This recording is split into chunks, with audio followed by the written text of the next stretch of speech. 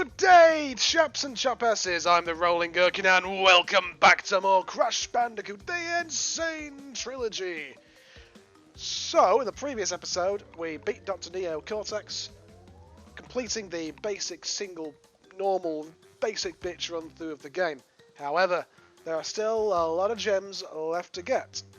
And normally, I'd go back through and get all the coloured gems that we don't already have, because I would have already got all the clear gems that you can get without the aid of coloured gems. However, on this particular occasion, I managed to mess up and missed a single box in Jaws of Darkness.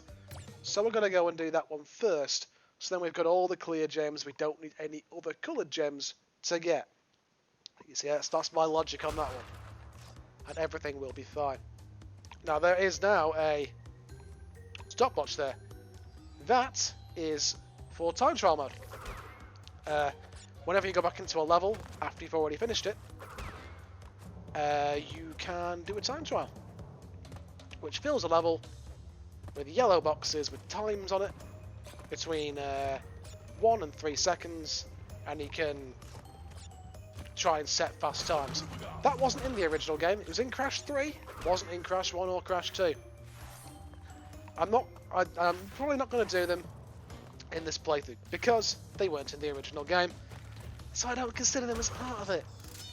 And honestly, the game wasn't really designed to be played at that sort of speed, particularly not this one. A little bit more so with Crash 2, definitely Crash 3, because they were originally in Crash 3, but not in Crash 1 so much. We might do it eventually, we'll see.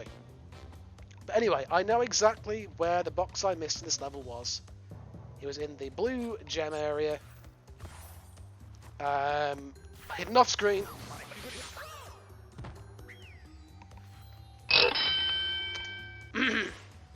We'll ignore that.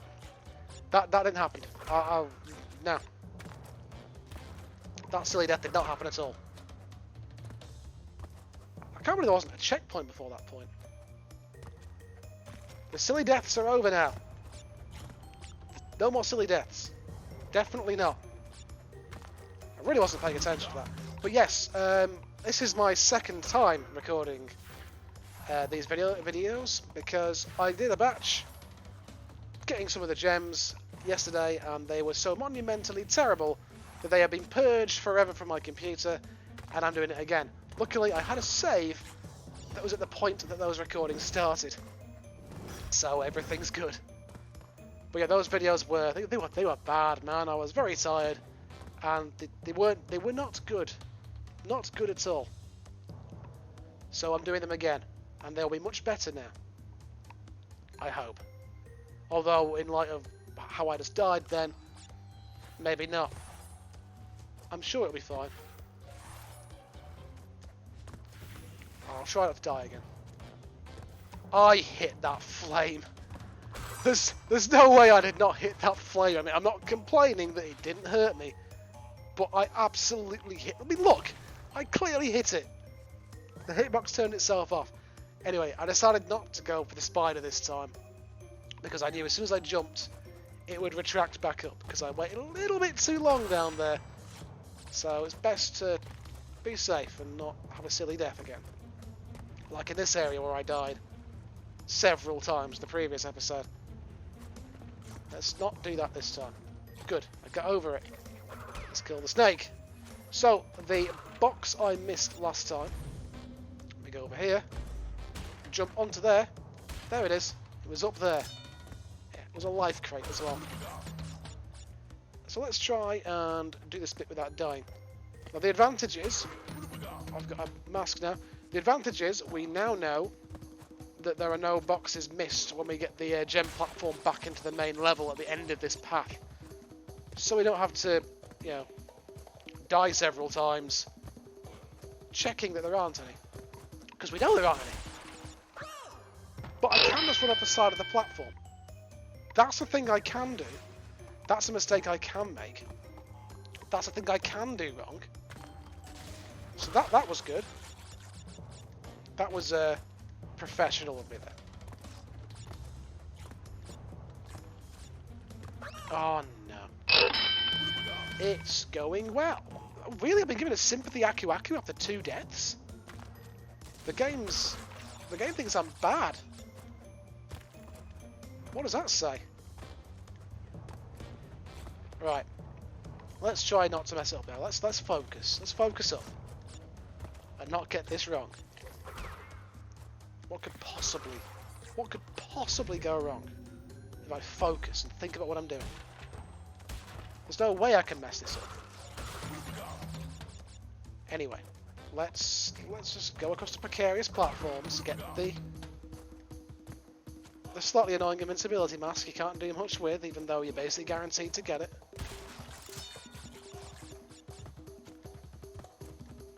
Across these precarious little platforms. Let's just stand on top of it. There we go. We won't go up the side this time. Oh, excuse me, that was incredibly rude. Anyway, if you hear any strange noises in the background, that is because right now there is a massive storm in Manchester. And, yeah, it's a loud storm. Let's spin that. So yeah, if you hear any sort of thunder in the background, then, you know, it's thunder. Seems to have calmed down a little bit now, actually, looking out the window, but about 10 minutes ago it was coming down pretty heavy. I think we're almost there. So, well, at least we got the single crate we missed last time. And there's a checkpoint. As soon as I get hit by a bat, but that's fine. I rushed it again, but luckily there was a checkpoint, so it doesn't matter so much. I had lost the mask anyway. I may have still had 1 mask. It's fine, doesn't matter. So let's slowly make our way back through the level where everything's good. Head across there. Oh, I realised as soon as I spun that I didn't want to spin that because the bonus item is in one of those boxes and the TNT blew it away. So let's end it there, and let's do that again.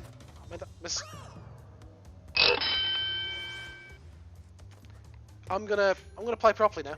There was a warm up. That's what this level is. It's a warm up. It's getting me all ready to play the harder levels afterwards because I've still got to do Slippery Climb without dying. You know, the hardest level in the game, not counting Stormy Ascent. Jump on him. There we go. There's the Cortex bonus head, the bonus level head I needed. I'll jump back over here. Just not taking any risks. In fact, I'm going to wait for this fire to come back on again and turn off again. And jump onto there! I thought I was going to not make it then. And run across here. And again, we can not make the mistake we made last time and accidentally fall down that hole twice, trying to find out if the platforms have reappeared. Because we know we can use the one in front of it because we don't miss any boxes this time. Let's just try and get this bonus level right. Because we had some trouble here last time. So let's hope we don't this time. I'm sure it's fine. Oh, I mean I did it, but I didn't do it. I did the bit I kept dying at last time, yet somehow still died. That's good. That's and the other really sad part, last time I did this video, I didn't die there. But the rest of the video was bad, so that's why I deleted it and purged it from my hard drive forever. Be fine. There we go, that's what we wanted to do. And there we go. No key this time because we picked it up last time, but there are all the crates. Nice. Nice. Alright, wait for these spears to come out and jump over here and slip off the edge. That was what I meant to do because I'm warming up. I'm getting all the deaths out of the way now, so I do Slippery Climb. It's nice and easy. My favourite phrase. Nice and easy. So we make our way down there. We grab that. And we break the box. There we go. That's always good. Wait for the grenades to go out. Almost landed the fire, but we don't. We're almost there. Just gotta do this bonus level, and we're in a pretty good position. Break the box. Break the box. Break the box. Oh yeah. Run away. We're just not going to take any risks this time, because obviously last time we did this one, we tried to get all the crates and made life harder for ourselves and died many, many times. When we found out we could just essentially do that, we'll still get the life crates anyway. Rather than trying to get them quickly and run away, don't need to do that. We'll just let it blow up, and we'll get the life crate there. And the life crate's here. It was so simple, and I managed to die about 10 times in here the previous time, making very silly mistakes. Anyway, there is the gem. That is the last of the clear gems where you don't need a coloured gem, I think. Are these going to close? Good. I thought they just weren't going to close for a second, then they were just mocking me. Anyway, there we go. Level done, another gem, up to 83%. Let's go get those coloured gems. And I think the best place to start with that will be to start with Slippery Climb. Get the hardest one out of the way first, because it's a dig. Also, I think it's the first one in the row of levels we've not got. So, yeah. So, let's do Slippery Climb. I'm sure everything will be brilliant. Right. All we gotta do is not die. We only died here twice, last time we did it in the video. I have done it since in the video I deleted, where I didn't die. So basically what's going to happen this time is I'm going to die many times. I can smell that coming a mile off. Just going to focus. It's easy. Super easy. Easiest level in the game. Anyone can do it. Right. Wait for that to come back out again. And jump under there. Right. And we'll have to... Sorry, I think I hit the mic then. We'll have to do Stormy Ascent at some point. We'll probably finish with that. That'll probably be the last thing we do in the videos. Will be do Stormy Ascent, because that's a fitting way to close with the hardest level. To get the extra bonus gem that wasn't in the original. And I think takes it to, 103%.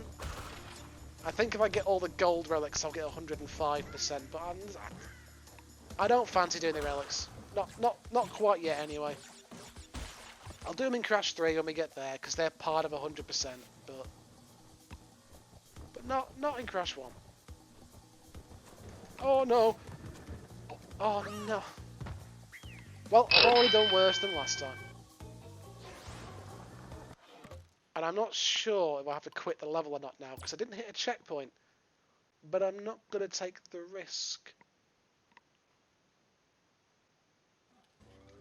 I'm just going to slide back into it. And try again, and not die.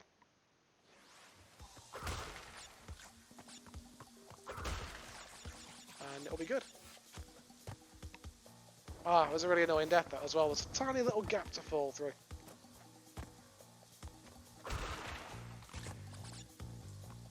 But yeah.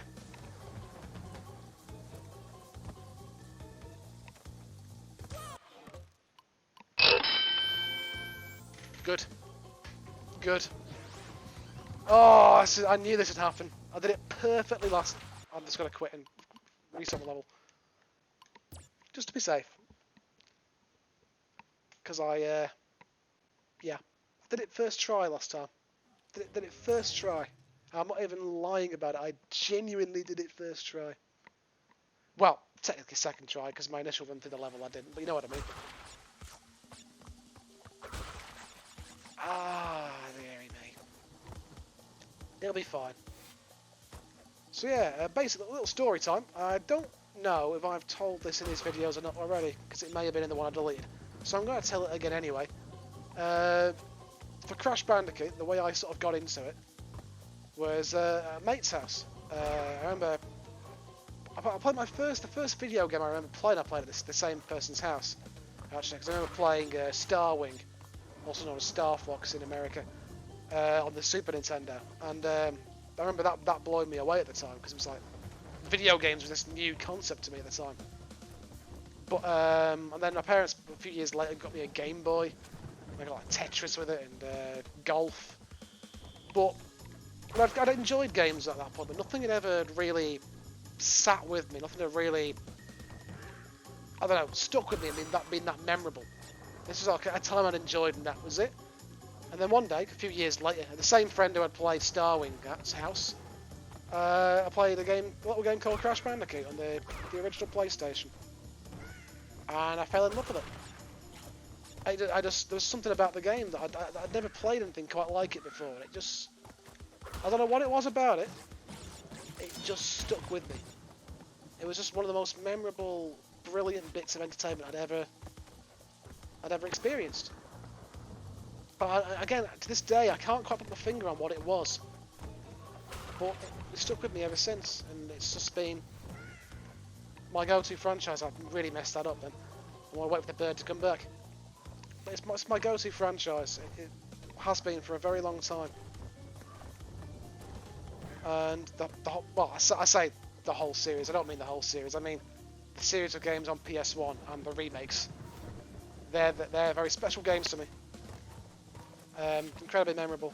This and Crash Team Racing remake, and obviously the original trilogy and the original Crash Team Racing, are among all my all-time favourite games. I'd even argue that Crash Team Racing is possibly my favourite game ever. That, along with Final Fantasy VII, they're both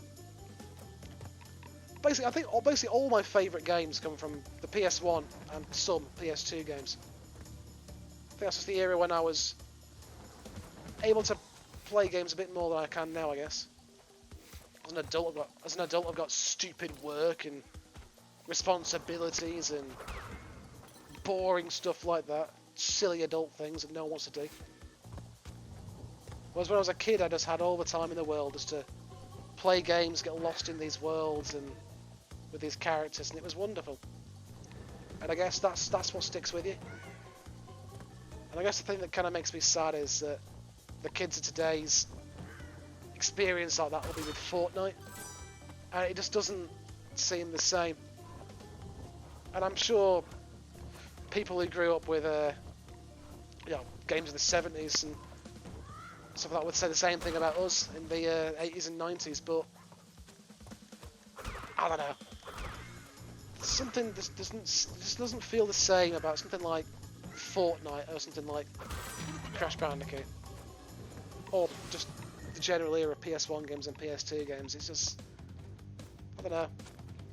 Kids don't seem interested in getting lost in fantasy worlds anymore, like in Final Fantasy. They'll rather, God, I sound like an old man. They'd rather floss in Fortnite.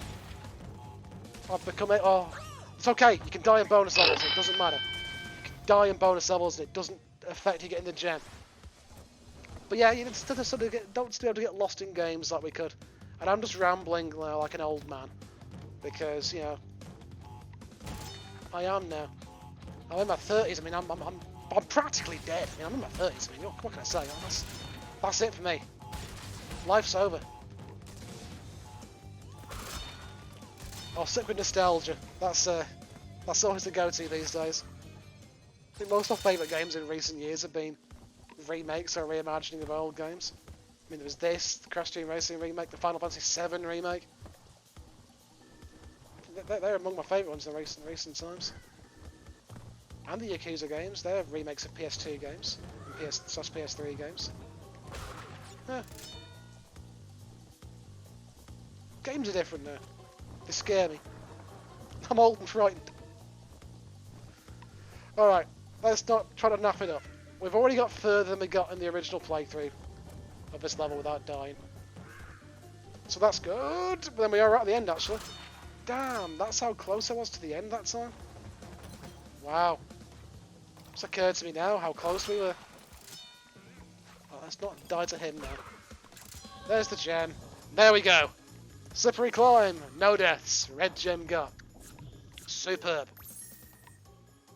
An excellent start. Right, we've got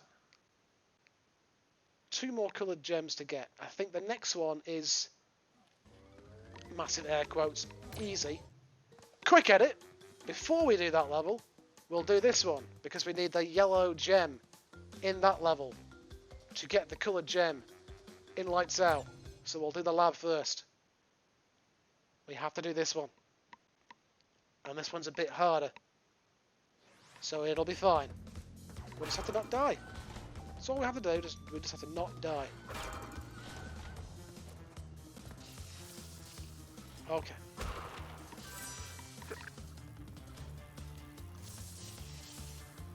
Let's get that and that. We'll make our way through it. Now remember, we sort of massively cocked this level up last time. By dying in a really silly place, and then we sort of lost concentration. A bit like that. Very good. Very good.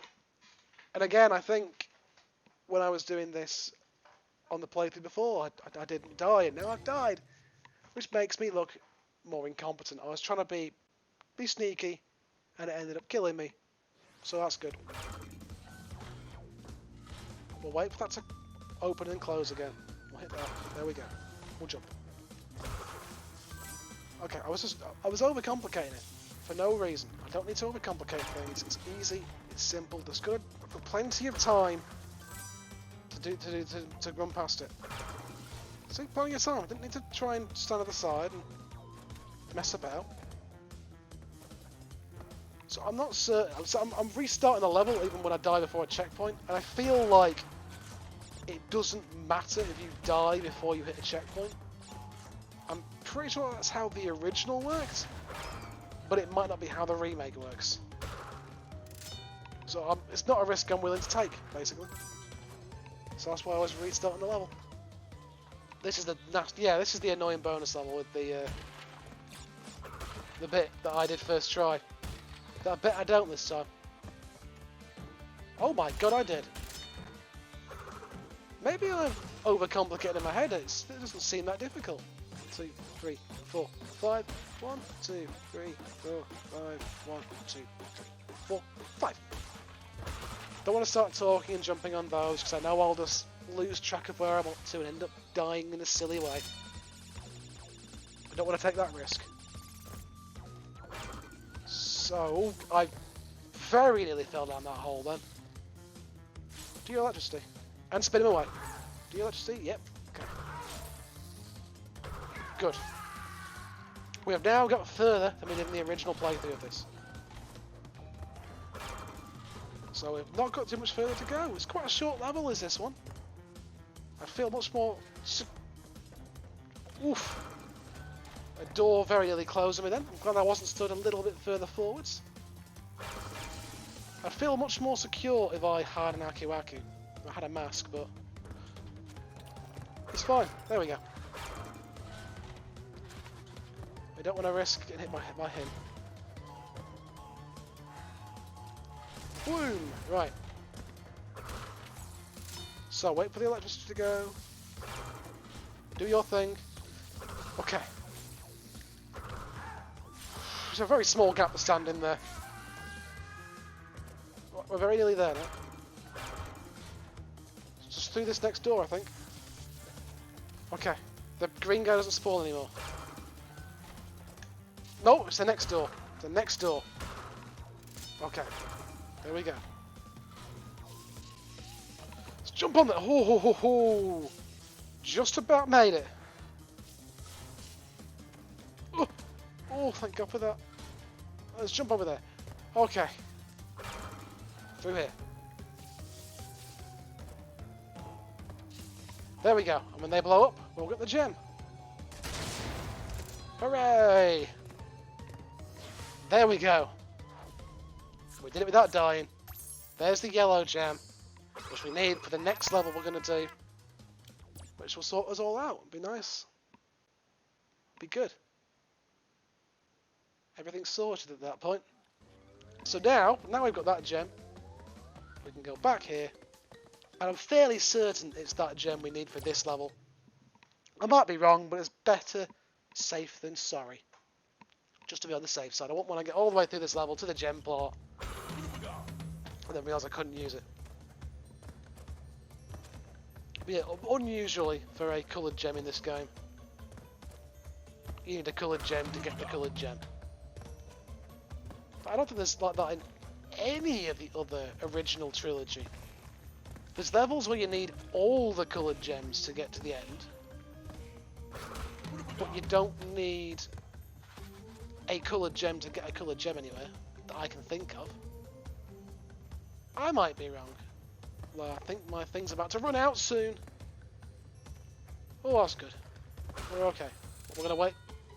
I was going to say we're going to wait for that platform to come back, but there's no way I could have seen it.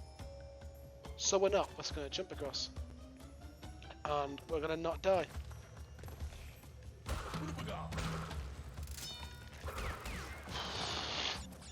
I thought I was going to walk straight into that rat for a second then. But we didn't. Because we don't want to take a hit. Ooh! Oh, I only just made that. There's the mask. Alright. We go through that bit. We go there, and there it is. And there is a yellow gem. The advantage is, now that we're here, we don't need to finish any more of the level. Because the last of the boxes are here. And there's a level exit. And there we go. The last of the coloured gems. And there we go. The purple gem takes up to 86%. And we're good. We go back to the Wumpa Islands. So, we now have all the coloured gems. So, that will bring this episode to a close. And the next episode, we're going to go all the way back to the first island and start working our way through from there to get all the clear gems we couldn't get the first time around. Because now we've got all the coloured gems, we can get all the other gems. How very exciting. Anyway, that's it for this episode. Thank you very much for watching. I've been the Rolling Gherkin. See ya!